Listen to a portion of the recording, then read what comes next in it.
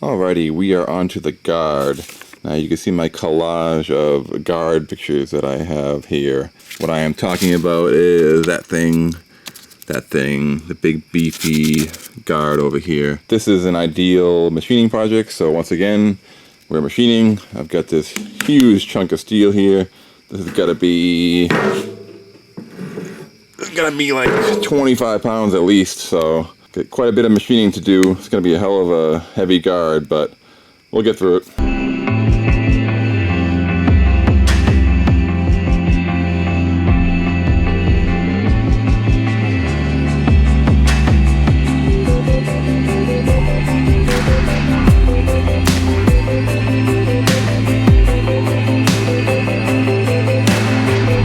Alright, so we've got the block of steel machine for the guard. Now, I spent the last 5 hours or so deciding how I'm going to actually do the guard. The problem is, if we look at my collage here, if you look carefully, the guard follows the shape. There's a slot in there that follows the shape of the sword, and trying to get that is actually impossible, at least with the tools that I have. I have to make a very deep slot. You can see this is the shape right here.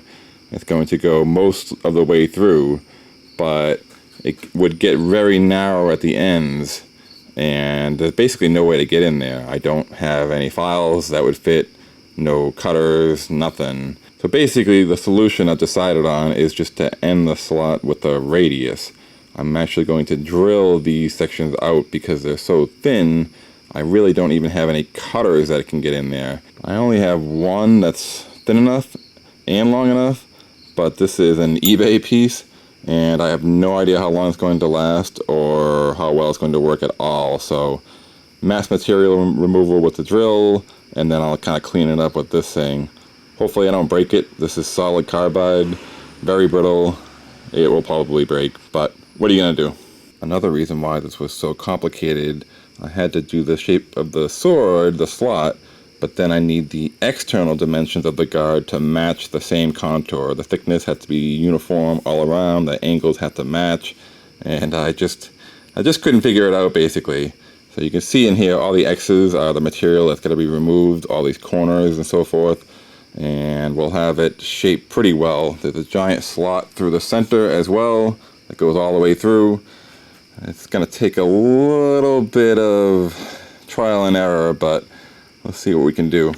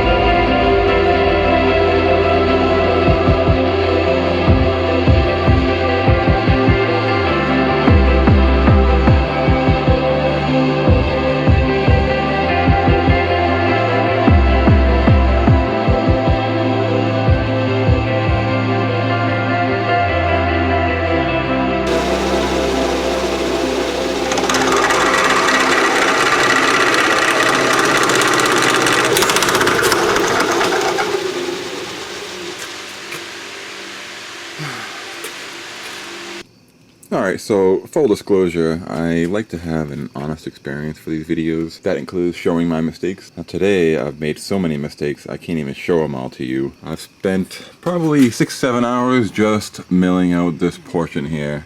I've actually broken 4 cutters and It's just been a total nightmare. In this scenario, I'm milling a very deep pocket. I have to use a very long end mill, and this is putting a lot of force. You can imagine I'm only cutting with the very end of it, so all that leverage is really kind of killing me here. In order to make these cuts, I've had to go so slow that making that groove, just this little groove, it's only a 1/4 inch deep, it took 21 minutes to make the full pass basically. And then right at the very end, I kind of rushed it and I ended up jamming the cutter into the workpiece right here, and I knocked it out of the vise and I broke off all the teeth, or rather I chipped the corners of all the teeth. I don't know if you can see right there, that's supposed to be a sharp edge. All of them are broken off. This cutter is brand new. It was the first time I'd ever used it. I think it was about 130 bucks, so yeah. And this was the 4th one I broke in today. Not doing too good, but I'm getting there. You can see I've just broken through to where I put the slot on the other side, so I just gotta clear up this little area, you know, take a little bit more off the floor of this to fix this mistake, and hopefully that's it. So it's a new day, and I've done a little bit of machining to finish up this slot. It has gone well. Hopefully my luck continues, unlike yesterday's nightmare. Now I've got these two sides basically identical. That will be important later for when I'm making these slots identical and the blade can be centered perfectly. Now if we look at the other side of the piece, you can see my screw up from yesterday, one of many, but this was the worst. I actually took a chunk out of that corner. But the machining guards may have smiled on me because I actually machined this a little thick originally, and you can see this line right here. I actually have to trim the thickness by that much on both sides, so maybe we'll get lucky. Hopefully we'll get lucky.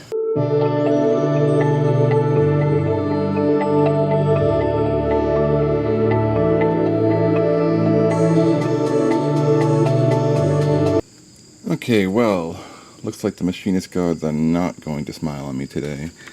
I just faced this end off and you'll notice these pretty significant ridges. This one's even more significant. I thought maybe the piece wasn't level in the vise, but that wouldn't really make any sense. It would still be a level cut. It would just be out of square. As far as I can tell, when I crashed the cutter into that piece and I took that little chunk out of it, it must have knocked the head out of alignment. And if I come over here, you can see this little protractor. It's off by, it's hard to say, less than a degree, maybe 3/4 of a degree. I'll have to strip all this down, realign everything, and then make a nice light little cut, and hopefully I didn't take off too much material from this thing. Wish me luck.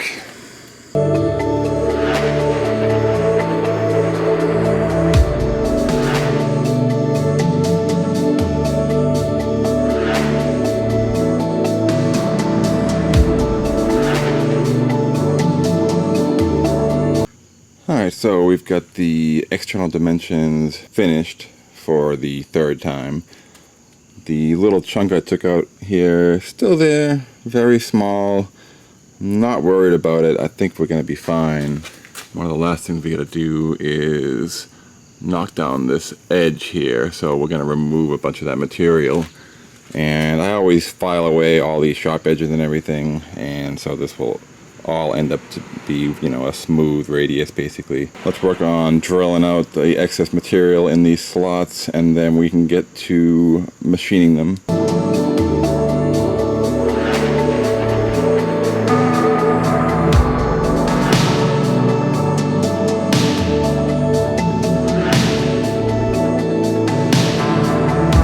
Alright, so it's only been a few seconds for you, but it's actually been about 5 weeks for me. I had a rush order to do, and I also had to wait for some more extra long cutters to come in, so we're back at it today. Last thing we did was drill out a lot of this material.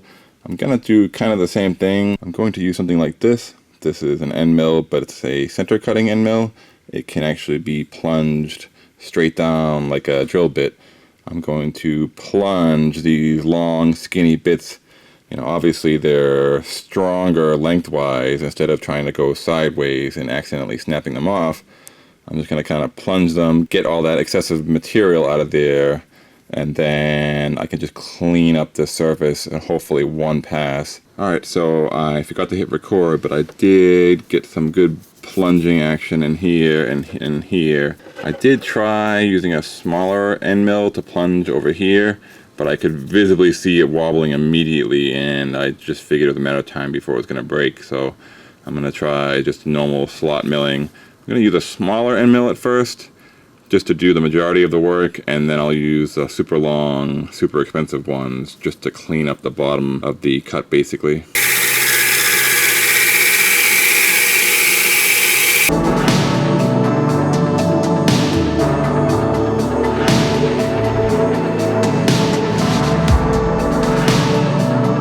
Alright, we've got this one side done right here. Took about 2.5 hours. Definitely the most awful experience I've had machining so far. The delicacy of trying to get this done is just beyond ridiculous. Really hard to show you, but you think you can see it's pretty flat in there. Somehow I did not break this cutter. It's gonna have to survive a while longer, but I'm using some mist coolant. It doesn't really need coolant because I'm actually running this as slow as the machine will go. It takes almost 15 minutes to make one single pass from here to here. It's only about 1.5 inches. And then I have to, step the cutter down, go over again, step the cutter down, go over again, so on and so forth. So very time consuming, very terrifying, but we made it through 25% of it. I guess this is going to take about 10 hours to do just this slot, but can't really think of any better way to get in there. Just due to the angles and due to all the interferences, I can't basically get any tool in there and carve out that material. I guess I could just file it. It would take a lot more than 10 hours though, I'm guessing, to do all that material removal, especially how deep that is. I'll finish this up with a quick time lapse. I think I can get a good shot of the camera going into this slot over here, and that's about it. I won't bore you to tears.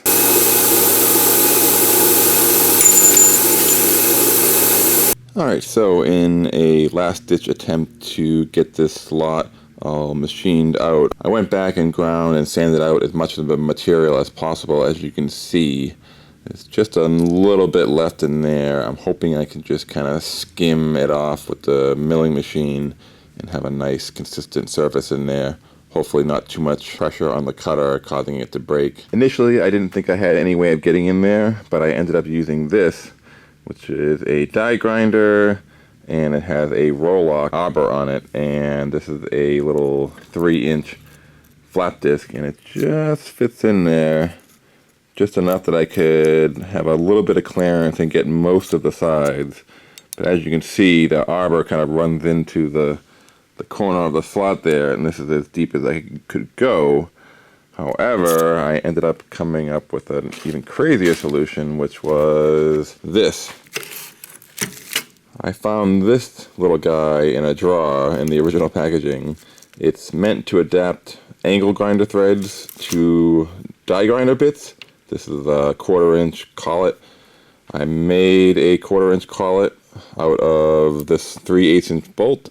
I just used a lathe and turned down this end so I could slip that in there and tighten that down. Then I was able to use these grinding wheels. This is a normal grinding wheel, but has a very small hole in the center. It's just a 3/8 hole, so fits on the arbor. Arbor fits in that arbor, which mounts to the angle grinder. And it all kind of worked. It just barely, but it did work. I initially tried to use these grinding wheels on the die grinder, but the die grinder does 25,000 RPM, and these are rated for 15,300 RPM, so I didn't want to risk it. It was already scary enough. This is what it looks like all assembled. I was able to get this in here just barely.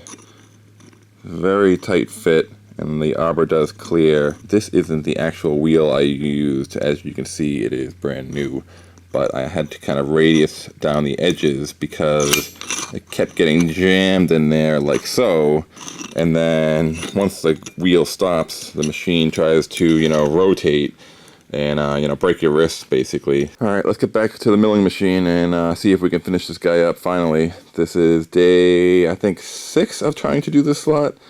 I'm pretty much over it, but I'm giving it one last shot.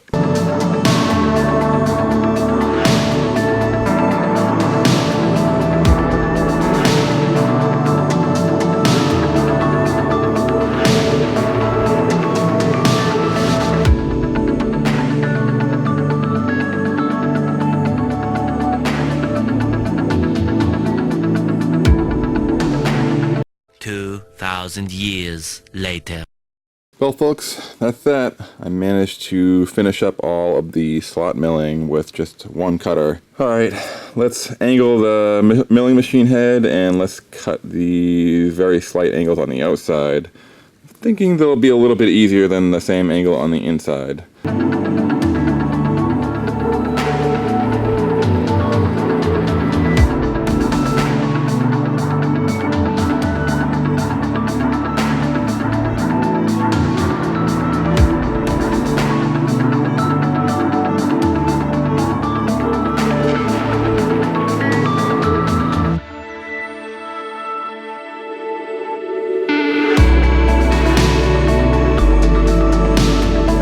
Alright, so we got this thing off the milling machine. Still very heavy. I think it started around 35 pounds. Say it's an easy 15 pounds still. Now it's time to work on the studs that are on these angled flats here. There are 6 per flat, 24 total. I have been kind of messing around here because I'm slightly indecisive about what size the studs should be. I have 2 different sizes here. This and this, and I basically just kind of rough sketched them out to get an idea of how it will look. I think I'm gonna go with this one. As you can see, there's a very small gap this way between the studs, but a very long gap this way. And in most of the picture, that's how it is depicted. If you look at this one, similar idea, you can see tiny little gap between this side, but at least double the gap left to right. So in some cases it's not so clear, like this one, that looks more even, but I've got all kinds of different pictures here, and I would say in general, the spacing and the size looks about right with these guys. I think these might be a little bit too big. So what I'm going to do is, when I'm sanding off the zinc coating that's on these and these letters that are on the top, I'm going to reduce the diameter slightly. I think these measured at 13/16, and I'm going to get them down to 3/4 of an inch, more or less exactly. I'll have to make sure all 24 of them are consistent, but it shouldn't be a huge amount of work. That's not a lot of material.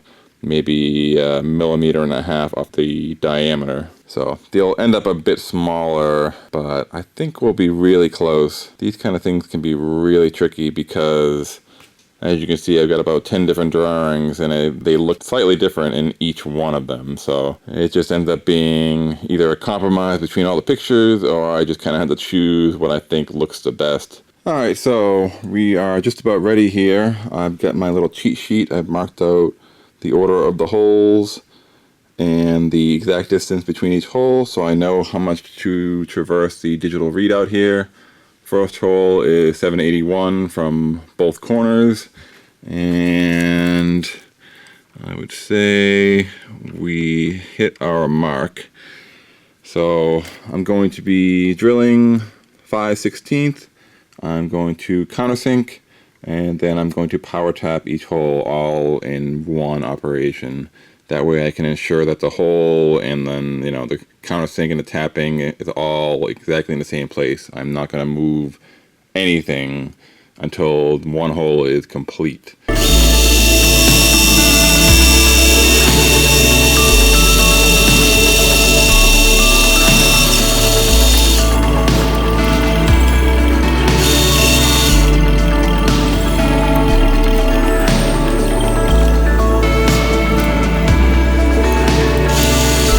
We are in the home stretch here. The next step is I just need to carve out a little bit of this flat surface So it's slightly depressed, you know, below the level it is now. Maybe a 32nd of an inch, not very much. It's more of a visual distinction. You can see it now because this is freshly machined, but as soon as I start sanding this, it's just such a shallow angle, it's all going to disappear. And it's pretty clear from the manga that this section is slightly inboard, so we'll just skim this off, and then I'm going to skim the top as well due to this battle damage we got when I was manually grinding the inside of this angle basically. And that should be about it, I think.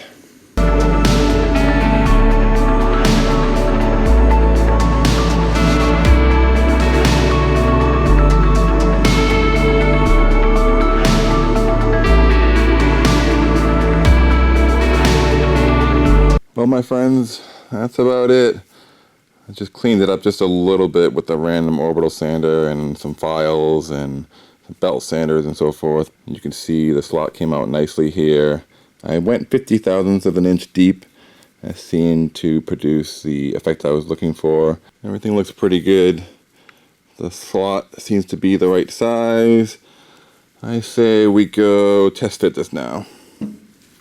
So I only do a few of these weapons every year, so if you like these kind of videos, you may want to subscribe up here and turn the notifications on. That way you don't miss any future builds. Thanks for watching, guys. Till next time.